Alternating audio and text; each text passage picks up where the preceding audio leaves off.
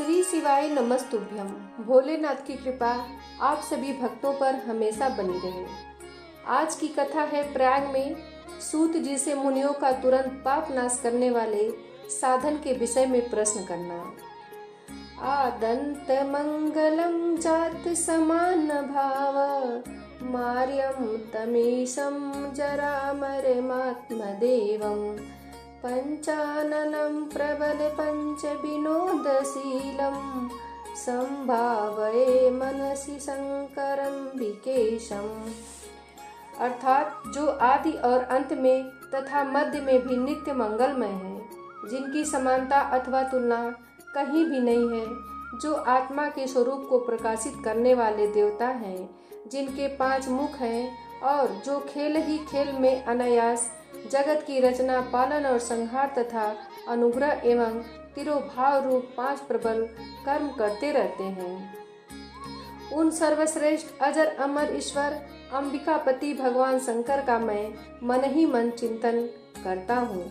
व्यास जी कहते हैं, जो धर्म का महान क्षेत्र है और जहाँ गंगा यमुना का संगम हुआ है, उस परम पुण्यमय प्रयाग में जो ब्रह्मलोक का मार्ग है, सत्यव्रत में तत्पर रहने वाले महातेजस्वी महाभाग महात्मा मुनियों ने एक विशाल ज्ञान यज्ञ का आयोजन किया।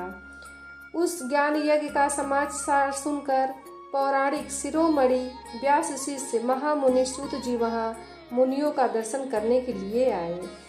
सूत जी को आते देख वे सब मुनि उस समय हर्ष से खिल उठे और अत्यंत प्रसन्न चित्त से उन्होंने उनका विधिवत स्वागत सत्कार किया। तत्पश्चात उन प्रसन्न महात्माओं ने उनकी विधिवत स्तुति करके विनय पूर्वक हाथ जोड़कर उनसे इस प्रकार कहा। सर्वज्ञ महान रोमहर्षण जी, आपका भाग्य बड़ा भारी है। इसी से आपने व्यास जी के मुख से अपनी प्रसन्नता के लिए ही संपूर्ण पुराण विद्या प्राप्त की ही थी। इसलिए आप आश्चर्य स्वरूप कथाओं के भंडार हैं। ठीक उसी तरह जैसे रत्नाकर समुद्र बड़े बड़े सारभूत रत्नों का आगार है।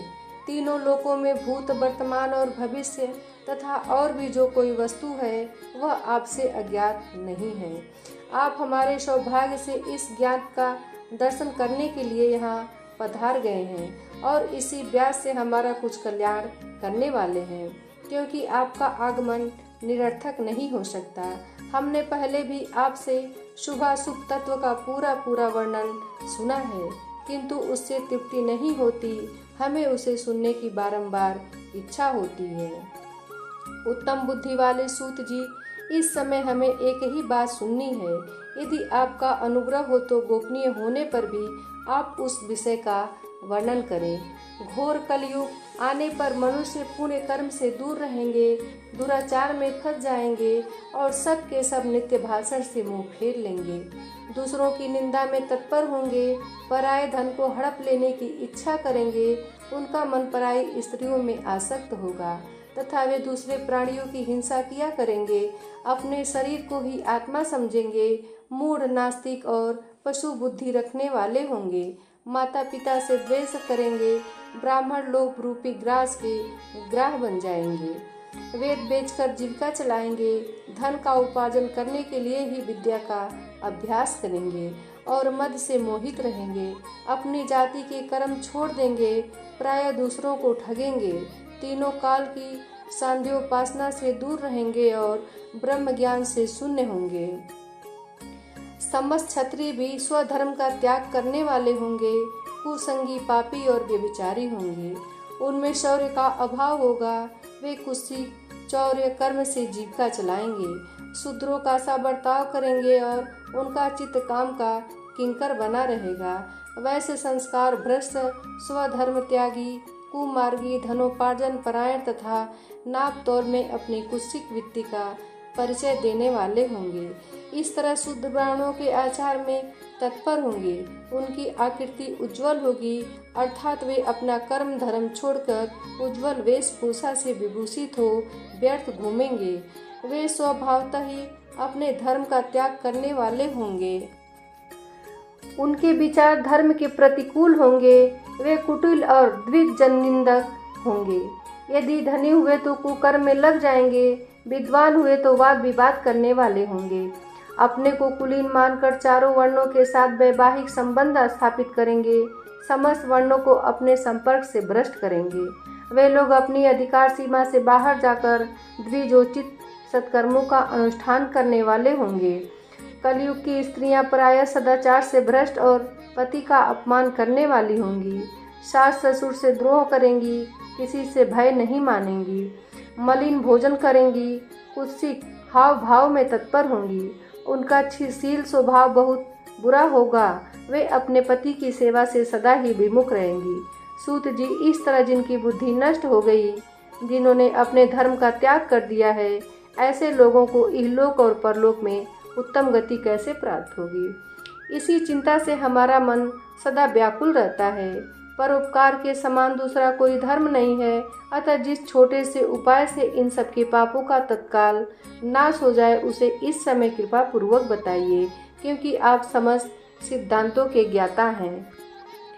व्यास जी कहते हैं, उन भावित आत्माओं मुनियों की यह बात सुनकर सूत जी मन ही मन भगवान शंकर का स्मरण करके उनसे इस प्रकार बोले। सूत जी कहते हैं, साधु महात्माओं, आपने बहुत अच्छी बात पूछी है। आपका यह प्रश्न तीनों लोगों का हित करने वाला है। मैं गुरुदेव व्यास का स्मरण करके आप लोगों के स्नेहवश इस विषय का वर्णन करूंगा। आप आदर पूर्वक सुने। सबसे उत्तम जो शिव पुराण है, वह वेदांत का सार सर्वस्व है तथा वक्ता और श्रोता का समस्त पाप राशियों से उद्धार करने वाला है। इतना ही नहीं, वह परलोक में परमार्थ वस्तु को देने वाला है। कल की कल्म राशि का विनाश करने वाला है। उसमें भगवान शिव के उत्तम यश का वर्णन है। ब्राह्मणों, धर्म, अर्थ, काम और मोक्ष, इन चारों पुरुषार्थों को देने वाला वह पुराण सदा ही अपने प्रभाव की दृष्टि से वृद्धि या विस्तार को प्राप्त हो रहा है। विप्रवरों, उस सर्वोत्तम शिव पुराण के अध्ययन मात्र से ही वे कलयुग के पापासक्त जीव श्रेष्ठम गति को प्राप्त हो जाएंगे। कलयुग के महान उत्पात तभी तक जगत में निर्भय होकर विचरेंगे जब तक यहाँ शिव पुराण का उदय नहीं होगा। इसे वेद के तुल्य माना गया है। इस वेद कल्प पुराण का सबसे पहले भगवान शिव ने ही प्रणयन किया था। विद्येश्वर संहिता, रुद्र संहिता, विनायक संहिता, उमा संहिता, मातृ संहिता, एकादश रुद्र संहिता, कैलाश संहिता, शतरुद्र संहिता, कोटि रुद्र संहिता, सहस्त्र कोटि रुद्र संहिता, वायवीय संहिता तथा धर्म संहिता। इस प्रकार इस पुराण के 12 भेद या खंड हैं। ये 12 संहिताएं अत्यंत पुण्यमयी मानी गई हैं। ब्राह्मणों, अब मैं उनके श्लोकों की संख्या बता रहा हूँ। आप लोग वह सब आदर पूर्वक सुने। विद्येश्वर संहिता में 10,000 श्लोक हैं। रुद्र संहिता में, विनायक संहिता, उमा संहिता और मातृ संहिता, इनमें से प्रत्येक में 8 हजार श्लोक हैं। ब्राह्मणों, एकादश रुद्र संहिता में 13,000, कैलाश संहिता में 6,000, शत्र रुद्र संहिता में 3,000, कोटि रुद्र संहिता में 9,000, सहस्र कोटि रुद्र संहिता में 11,000, वायवीय संहिता में 4,000 तथा धर्म संहिता में 12,000 श्लोक हैं। इस प्रकार मूल शिव पुराण की श्लोक संख्या 1,00,000 है, परंतु व्यास जी ने उसे 24,000 श्लोकों में संक्षिप्त कर दिया है। पुराणों की क्रम संख्या के विचार से इस शिव पुराण का स्थान चौथा है। इसमें 7 संहिताएं हैं। पूर्व काल में भगवान शिव ने श्लोक संख्या की दृष्टि से 100 करोड़ श्लोकों का एक ही पुराण ग्रंथ ग्रथित किया था। सृष्टि के आदि में निर्मित हुआ वह पुराण साहित्य अत्यंत विस्तृत था। फिर द्वापर आदि युगों में द्वैपायन आदि महर्षियों ने जब पुराण का 18 भागों में विभाजन कर दिया, उस समय संपूर्ण पुराणों का संक्षिप्त स्वरूप केवल 4,00,000 श्लोकों का रह गया। उस समय उन्होंने शिव पुराण का जो 24,000 श्लोकों में प्रतिपादन किया, यही इसके श्लोकों की संख्या है। यह वेद तुल्य पुराण 7 संहिताओं में बटा हुआ है। इसकी पहली संहिता का नाम विद्येश्वर संहिता है, दूसरी रुद्र संहिता समझनी चाहिए, तीसरी का नाम शतरुद्र संहिता, चौथी का कोटि रुद्र संहिता, 5वीं का उमा संहिता, 6ठी का कैलाश संहिता, और 7वीं का नाम वायवीय संहिता है। इस प्रकार से ये 7 संहिताएं मानी गई हैं। इन 7 संहिताओं से युक्त दिव्य शिव पुराण वेद के तुल्य प्रमाणिक तथा सबसे उत्कृष्ट गति प्रदान करने वाला है। यह निर्मल शिव पुराण भगवान शिव के द्वारा ही प्रतिपादित है। इसे शैव शिरोमणि भगवान व्यास ने संक्षेप में संकलित किया है। यह समस्त जीव समुदाय के लिए उपकारक, त्रिविध तापों का नाश करने वाला, तुलना रहित एवं सत्पुरुषों को कल्याण प्रदान करने वाला है। इसमें वेदांत, विज्ञानमय प्रधान तथा निष्कपट धर्म का प्रतिपादन किया गया है। यह पुराण ईर्ष्या रहित अंतःकरण वाले विद्वानों के लिए जानने की वस्तु है। इसमें श्रेष्ठ मंत्र समूहों का संकलन है तथा धर्म, अर्थ और काम इन त्रिवर्ग की प्राप्ति के साधन का भी वर्णन है। यह उत्तम शिव पुराण समस्त पुराणों में श्रेष्ठ है। वेद वेदांतों में वेद रूप से विलसित परम वस्तु परमात्मा का इसमें गान किया गया है। जो बड़े आदर से इसे पढ़ता और सुनता है वह भगवान शिव का परम प्रिय होकर परम गति को प्राप्त कर लेता है। व्यास जी कहते हैं, सूत जी का यह वचन सुनकर वे सब महर्षि बोले, अब आप हमें वेदांत सार सर्वस्वरूप अद्भुत शिव पुराण की कथा सुनाइए। सूत जी ने कहा, आप सब महर्षिगण रोग शोक से रहित कल्याण में भगवान शिव का स्मरण करके पुराण प्रवर शिव पुराण के जो वेद के सार तत्व से प्रकट हुआ है कथा सुनिए। शिव पुराण में भक्ति, ज्ञान और वैराग्य इन तीनों का प्रीतिपूर्वक गान किया गया है और वेदांत वेद सद्वस्तु का विशेष रूप से वर्णन है। इस वर्तमान कल्प में जब सृष्टि कर्म आरंभ हुआ था उन दिनों 6 कुलों के महर्षि परस्पर वाद विवाद करते हुए कहने लगे, अमुक वस्तु सबसे उत्कृष्ट है और अमुक नहीं है। उनके इस विवाद ने अत्यंत महान रूप धारण कर लिया। तब वे सब के सब अपनी शंका के समाधान के लिए सृष्टिकर्ता अविनाशी ब्रह्मा जी के पास गए और हाथ जोड़कर विनय भरी वाणी में बोले, प्रभु आप संपूर्ण जगत को धारण पोषण करने वाले तथा समस्त कारणों के भी कारण हैं। हम यह जानना चाहते हैं कि संपूर्ण तत्वों से परे परात्पर पुराण पुरुष कौन है। ब्रह्मा जी ने कहा, जहाँ से मन सहित वाणी उन्हें न पाकर लौट आती है तथा जिनसे ब्रह्मा विष्णु रुद्र और इंद्र आदि से युक्त यह संपूर्ण जगत समस्त भूतों एवं इंद्रियों के साथ पहले प्रकट हुआ है, वे ही ये देव महादेव सर्वज्ञ एवं संपूर्ण जगत के स्वामी हैं। ये ही सबसे उत्कृष्ट हैं। भक्ति से ही इनका साक्षात्कार होता है, दूसरे किसी उपाय से कहीं इनका दर्शन नहीं होता। रुद्र, हरि, हर तथा अन्य देवेश्वर सदा उत्तम भक्ति भाव से उनका दर्शन करना चाहते हैं। भगवान शिव में भक्ति होने से मनुष्य संसार बंधन से मुक्त हो जाता है। देवता के कृपा प्रसाद से उनमें भक्ति होती है और भक्ति से देवता का कृपा प्रसाद प्राप्त होता है। ठीक उसी तरह जैसे यहाँ अंकुर से बीज और बीज से अंकुर पैदा होता है, इसलिए तुम सब महर्षि भगवान शंकर का कृपा प्रसाद प्राप्त करने के लिए भूतल पर जाकर वहाँ सहस्रों वर्षों तक चालू रहने वाले एक विशाल यज्ञ का आयोजन करो। इन यज्ञपति भगवान शिव की ही कृपा से वेदोक्त विद्या के सारभूत साध्य का साधन का ज्ञान होता है। शिव पद की प्राप्ति ही साध्य है, उनकी सेवा ही साधन है तथा उनके प्रसाद से जो नित्य नैमित्तिक आदि फलों की ओर से निःस्पृह होता है वही साधक है। वेदोक्त कर्म का अनुष्ठान करके उसके महान फल को भगवान शिव के चरणों में समर्पित कर देना ही परमेश्वर पद की प्राप्ति है। वही सालोक्य आदि के क्रम से प्राप्त होने वाले मुक्ति हैं। उन पुरुषों की भक्ति के अनुसार उन सबको उत्कृष्ट फल की प्राप्ति होती है। उस भक्ति के साधन अनेक प्रकार के हैं जिनका साक्षात महेश्वर ने ही प्रतिपादन किया है। उनमें से सारभूत साधन को संक्षिप्त करके मैं बता रहा हूँ। कान से भगवान के नाम गुण और लीलाओं का श्रवण, वाणी द्वारा उनका कीर्तन तथा मन के द्वारा उनका मनन, इन तीनों को महान साधन कहा गया है। तात्पर्य यह है कि महेश्वर का श्रवण कीर्तन और मनन करना चाहिए। यह श्रुति का वाक्य हम सबके लिए प्रमाणभूत है। इसी साधन से संपूर्ण मनोरथों की सिद्धि में लगे हुए आप लोग परम साध्य को प्राप्त हों। लोग प्रत्यक्ष वस्तु को आँख से देखकर उसमें प्रवृत्त होते हैं, परंतु जिस वस्तु का कहीं भी प्रत्यक्ष दर्शन नहीं होता उसे श्रवण इंद्रियों द्वारा जानबूझकर मनुष्य उसकी प्राप्ति के लिए चेष्टा करता है। अतः पहला साधन श्रवण ही है।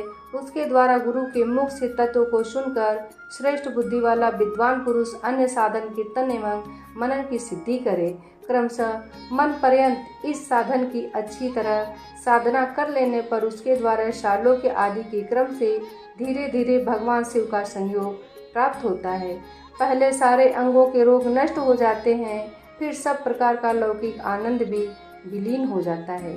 भगवान शंकर की पूजा, उनके नामों के जप तथा उनके गुण रूप विलास और नामों का युक्ति परायण चित्त के द्वारा जो निरंतर परिशोधन या चिंतन होता है उसी को मनन कहा गया है।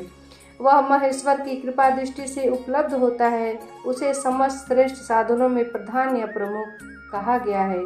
सूत जी कहते हैं, मुनीश्वरों, इस साधन का महात्म्य बताने के प्रसंग में मैं आप लोगों के लिए एक प्राचीन वृत्तांत का वर्णन करूंगा, उसे ध्यान देकर आप लोग सुनिए। पहले की बात है, पराशर मुनि की पुत्र मेरे गुरु व्यास देव जी सरस्वती नदी के सुंदर तट पर तपस्या कर रहे थे। एक दिन सूर्य तुल्य तेजस्वी विमान से यात्रा करते हुए भगवान सनत कुमार अकस्मात वहां जा पहुँचे। उन्होंने मेरे गुरु को वहां देखा। वे ध्यान में मग्न थे। उससे जागने पर उन्होंने ब्रह्मपुत्र सनत कुमार जी को अपने सामने उपस्थित देखा। देखकर वे बड़े वेग से उठे और उनके चरणों में प्रणाम किया। करके मुनि ने उन्हें अर्घ्य दिया और देवताओं के बैठने योग्य आसन भी अर्पित किया। तब प्रसन्न हुए भगवान सनत कुमार विनीत भाव से खड़े हुए व्यास जी से गंभीर वाणी में बोले, मुने, तुम सत्य वस्तु का चिंतन करो। वह सत्य पदार्थ भगवान शिव ही हैं जो तुम्हारे साक्षात्कार के विषय होंगे। भगवान शंकर का श्रवण कीर्तन मनन ये 3 महत् साधन कहे गए हैं।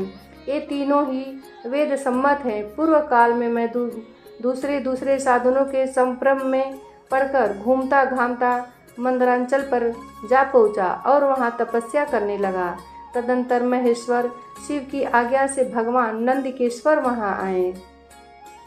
उनकी मुझ पर बड़ी दया थी। वे सबके साक्षी तथा शिवगणों के स्वामी भगवान नंदिकेश्वर मुझे स्नेहपूर्वक मुक्ति का उत्तम साधन बताते हुए बोले, भगवान शंकर का श्रवण कीर्तन और मनन ये तीनों साधन वेद सम्मत है और मुक्ति के साक्षात कारण है। यह बात स्वयं भगवान शिव ने मुझसे कही है। अतः ब्राह्मण, तुम श्रवण आदि तीनों साधनों का ही अनुष्ठान करो। व्यास जी से बारंबार ऐसा कहकर अनुगामियों सहित ब्रह्मपुत्र सनत कुमार परम सुंदर ब्रह्मधाम को चले गए। इस प्रकार पूर्व काल में इस उत्तम वृत्तांत का मैंने संक्षेप से वर्णन किया है। ऋषि बोले, सूत जी, श्रवण आदि 3 साधनों को आपने मुक्ति का उपाय बताया है, किंतु जो श्रवण आदि तीनों साधनों में असमर्थ हो वह मनुष्य किस उपाय से अवलंबन करके मुक्त हो सकता है? किस साधनभूत कर्म के द्वारा बिना यत्न के ही मोक्ष मिल सकता है? दोस्तों, आज की कथा यहीं समाप्त होती है। आगे की कथा अगली वीडियो में। तब तक के लिए धन्यवाद।